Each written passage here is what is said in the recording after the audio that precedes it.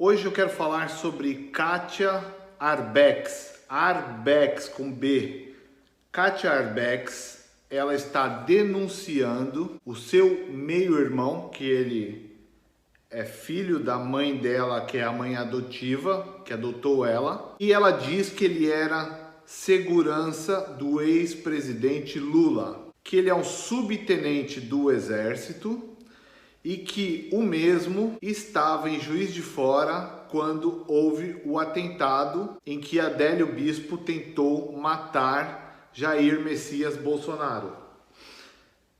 Ela diz que Adélio Bispo sempre recebeu dinheiro do PT para fazer os seus serviços, que Adélio Bispo é um matador, que ele gosta de matar com faca e que a faca sempre continha veneno para matar de certeza suas vítimas. Ela tem um áudio muito extenso e eu fui confirmar. A Kátia existe, ela tem Facebook, ela está postando no seu Facebook isso, o áudio, falando sobre toda a história do envolvimento dos comunistas com atos terroristas pela Argentina e por outros países, o envolvimento com o Hezbollah, o envolvimento com as Farc e etc. Ela fala nomes, ela fala datas e ela diz que o meio-irmão dela, que é Márcio dos Santos Arbex, subtenente do Exército, é amigo de Adélio Bispo.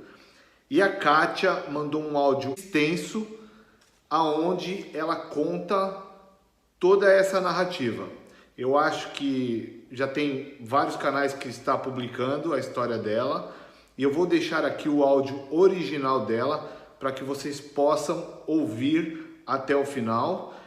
E acho que é válido a Polícia Federal investigar quem é Márcio dos Santos Arbex, subtenente do Exército, se ele foi realmente guarda-costas do ex-presidente Lula, se ele conhece Adélio Bispo, se ele estava nessa data em Juiz de Fora, e fazer um levantamento completo sobre essa história, porque isso faz ligação do Lula com a tentativa de homicídio de Bolsonaro. Lula seria o mandante desta tentativa de homicídio. É isso que ela relata. Então fiquem com o áudio aí para vocês. Olá, bom dia, falo do Rio de Janeiro. Meu nome é Kátia Arbex. Eu venho fazendo relatórios que eu venho denunciando há 30 anos. Mas, na verdade, esses relatórios, parte desses relatórios e das informações, eu já tinha há 35 anos. Nós estamos em 2020. Então, desde 1985, eu já tinha parte das informações.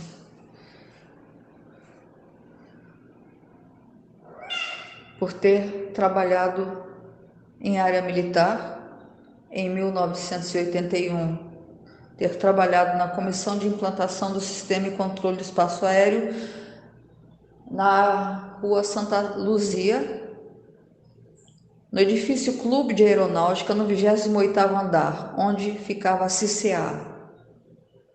Lá eu secretariei o Coronel Belchior, que trabalhava para o Sindacta de Curitiba. Depois eu fui trabalhar no aeroporto Santos Dumont como secretária do Brigadeiro do Ar Mário de Melo Santos, Major Brigadeiro do Ar Mário de Melo Santos, na presidência. Eu criei 2 crianças que seriam filhos de pais de adoção. Financeiramente, eu os criei. Quem educava era a mãe. A contragosto do então meu avô, que dizia que eu ia criar 2 assassinos que iriam me roubar e me matar. já que eu tinha sido convidada para ingressar na aeronáutica como primeira mulher no quadro de sargento da aeronáutica, a pedido do chefe do Estado-Maior na época, que conversou com o brigadeiro e o brigadeiro conversou comigo a respeito. Mas como eu não tinha onde colocar essas duas crianças, já que os avós paternos não queriam ficar, ninguém queria ficar com as duas crianças, eu fiquei encarregada de cuidar das crianças. Por isso eu não fui para a academia militar, então eu criei dois assassinos, dois vermes. Um se tornou segurança de Lula, obsediado em Lula, atacando o governo americano dia e noite. E eu, sem saber porque ele fazia isso, ao mesmo tempo estava entregando os comparsas dele, achando que ele estava sendo mal influenciado por vizinhos. Eu estava entregando os comparsas dele ao FBI, que prendeu um comparsa dele em Miami, Sérgio Vial, em 1996, na Operação Ponta do Iceberg, e posteriormente prendeu um outro comparsa dele na tríplice fronteira do Brasil. Esse foi para Guantánamo, na base prisional de Cuba. O terceiro amigo dele, que era um delegado de polícia civil, foi preso no Rio de Janeiro, no dia 1º de abril de 2015, dia da mentira, mas ele foi preso. Apesar de um ministro do STF ter dito a este delegado que ele poderia fazer o que ele quisesse comigo, pois ele se tornaria chefe de polícia, ele acabou sendo preso.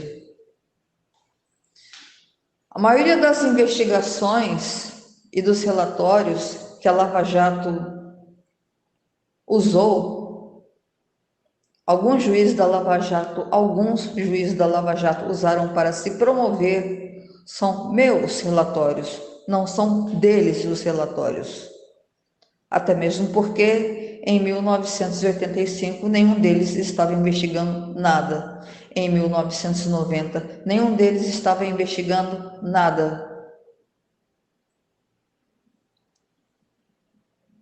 Esse rapaz eu coloquei na escola de sargentos de Juiz de Fora. O oficial me chamou posteriormente e disse: ele não serve para a tropa. Eu achei que o oficial estava de implicância com ele porque ele era do Rio de Janeiro. Pedi uma carta de um coronel para que ele tentasse outra vez o curso de sargento.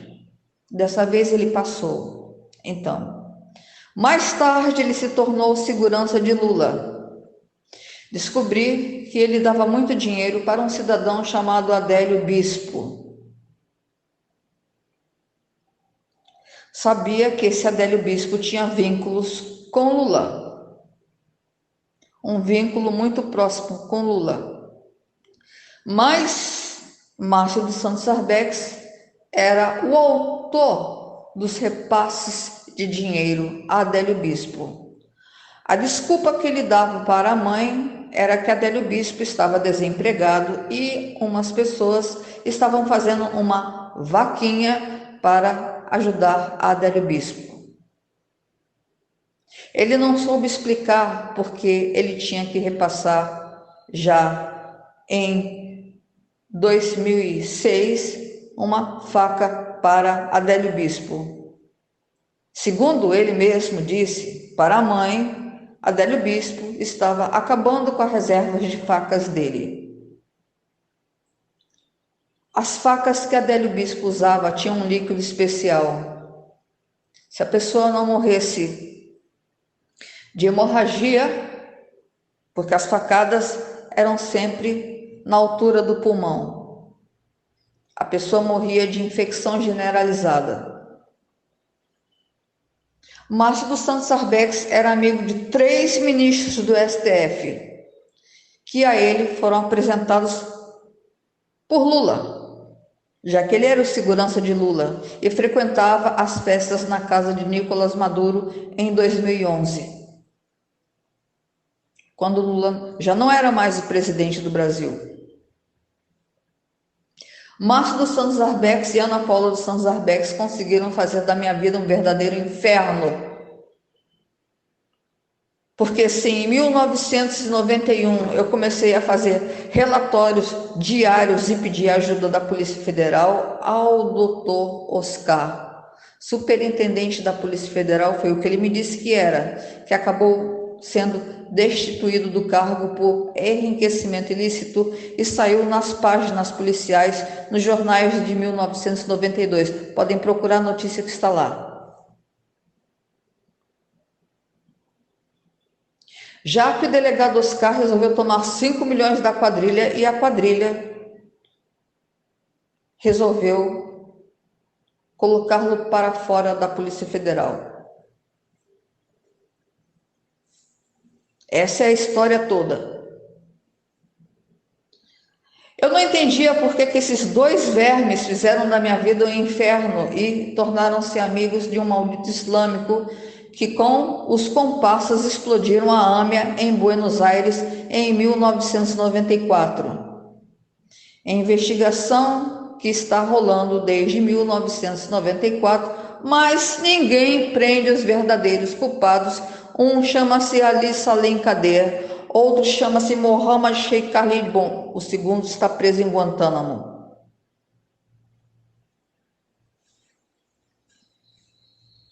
O melhor amigo de Márcio foi preso pelo FBI em Miami em 1996.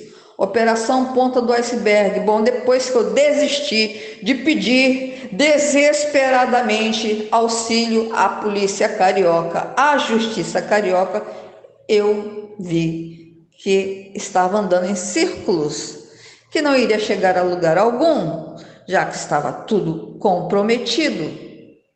Então, eu passei a mandar as provas para o FBI em 1994.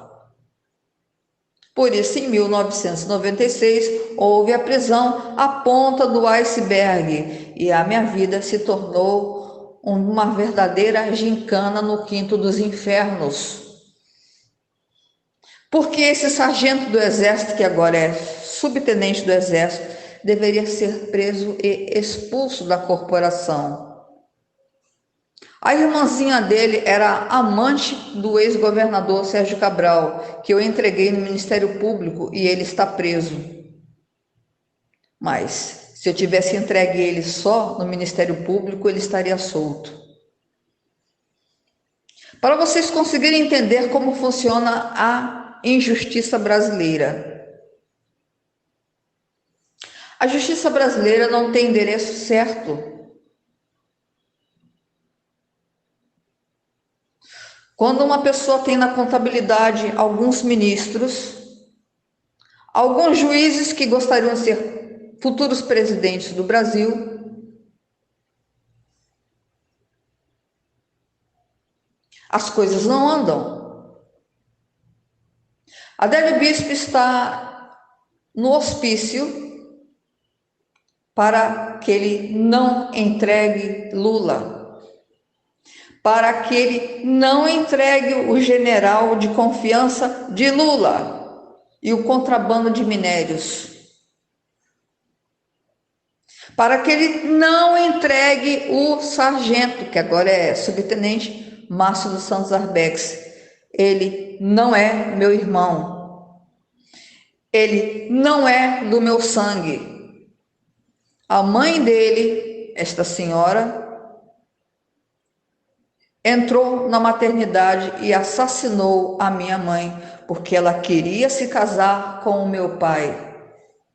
E para isso ela precisava dizer que estava grávida. E como ela não estava grávida, ela precisava de um bebê, ela precisava de matar a noiva, que era a minha mãe. Ela não pensou duas vezes.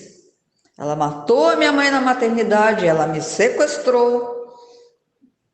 E ela só me contou o que ela fez em 2016.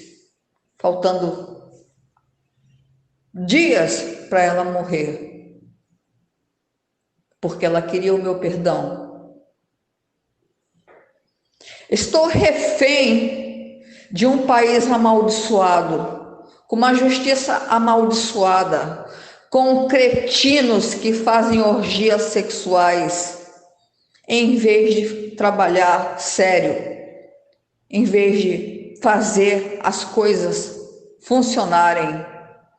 Eles ficam 24 horas tentando derrubar o presidente do Brasil e 24 horas enrolando como um carretel todos os habitantes deste país que parece que estão mortos, deitados em sono profundo, em berço esplêndido. Estou mandando a fotografia do vagabundo, do Márcio dos Santos Arbex, este vagabundo aqui, e da prostituta que ele mora, provavelmente um transexual, porque tem uma bola na garganta. Vocês vão observar que tem uma bola na garganta. Ele gostava de travestis. Ele tinha uma coleção de revistas que homens saíam com outros homens, mas tinham peitos de mulher. Essa era as escolhas dele. Claro, ele não podia ser diferente do pai dele. O pai deste homem era pederasta. Eu considero a pederastia uma doença mental. Mas, infelizmente, depois que o comunismo tomou conta do Brasil, as ordens se inverteram. Os pederastas são pessoas normais e as pessoas normais são loucas. Assim é o que eles acham. Então, eu estou mostrando para vocês aqui quem é que repassava o dinheiro para Adélio Bispo. Esfrega a foto deste cara aqui na cara do Lula. Eu quero ver quantos homens tem no país agora e quantas pessoas realmente gostam do Bolsonaro. Ele trabalha no batalhão de Juiz de Fora. Foi em Juiz de Fora que foi tramada a morte do presidente Bolsonaro. Eles atraíram o Bolsonaro para Juiz de Fora porque eles sabiam que eles iriam matá-lo em Juiz de Fora. Estava tudo programado.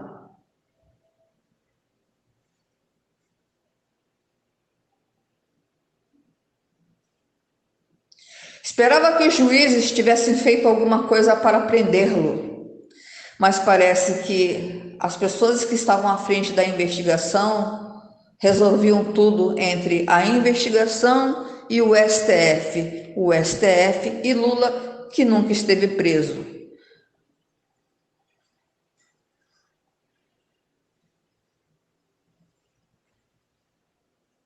Lula esteve hospedado nas dependências da Polícia Federal. Não se enganem, Lula jamais esteve preso. Ele esteve hospedado nas dependências da Polícia Federal, dando entrevistas para o Le Monde francês e para alguns astros que vieram visitá-lo achando que o assassino Barrabás era inocente. Lula também é um assassino, ele mandou matar Celso Daniel. E Celso Daniel, eu posso dizer que era um homem digno, não era metido com corrupção, coisíssima nenhuma. Celso Daniel acreditava nos amigos. Celso Daniel estava sendo ameaçado dia e noite por Lula desde 1994, ok? Celso Daniel me confidenciou que era ameaçado por Lula, que era maltratado pela esposa, porque a esposa tinha sido namorada de José Dirceu na época da juventude. E Lula tinha José Dirceu como um guru, porque psicopatas são assim. Todo psicopata é comunista. Não existe um psicopata na face da terra que não seja comunista. Eles já são escolhidos por isso. Gostam de boa vida, gostam de se dar bem, gostam de coisas caras às custas dos outros. Fidel Castro, em Cuba, era cercado por prostitutas, comia filé mignon, tomava vinhos importados e fumava charuto dos bons. No entanto, em Cuba, as pessoas morriam de fome. Vocês estão vendo o Brasil virar uma segunda Cuba ou uma segunda Venezuela. Está na mão de vocês. Agora eu gostaria de pedir aos internautas que acham que Moro é sério. Moro nunca foi sério. Se ele fosse sério, ele teria mandado me chamar, teria me dado proteção, teria lido as 500 páginas de fraude processual que foram feitas contra mim. Ele sempre pensou nele e na mulher dele. Fútil. Fútil. Um homem que viu a possibilidade de se tornar um dia presidente do Brasil. Vendeu a alma ao diabo. Lula não está interessado em detoná-lo. Porque se Lula nunca foi preso, agradeça ao juiz Sérgio Moro. Porque a informação de que Lula mandou matar o Celso Daniel já existia nos autos do processo, lá atrás, nos meus relatórios.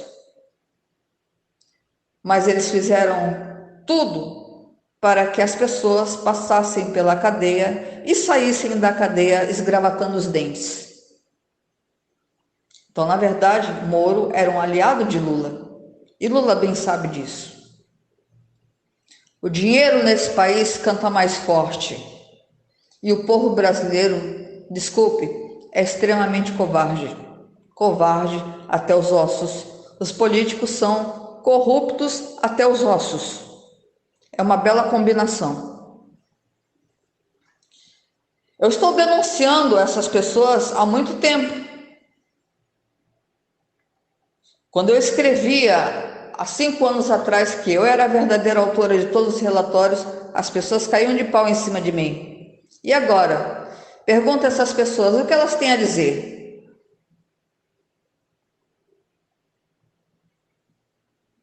Se tivesse escancarado a investigação, o STF não sobreviveria. Porque 2 advogados que se tornaram ministros do STF extorquiam Marcelo Odebrecht. E extorquiam Marcelo Odebrecht descaradamente dentro de uma sauna gay em 1997. E olha que estava tudo sendo grampeado por um órgão internacional que só veio ao Brasil para fazer isto: filmar todos e grampear tudo. Não vejo a hora dos militares americanos invadirem a Venezuela e darem uma limpezinha nesse país.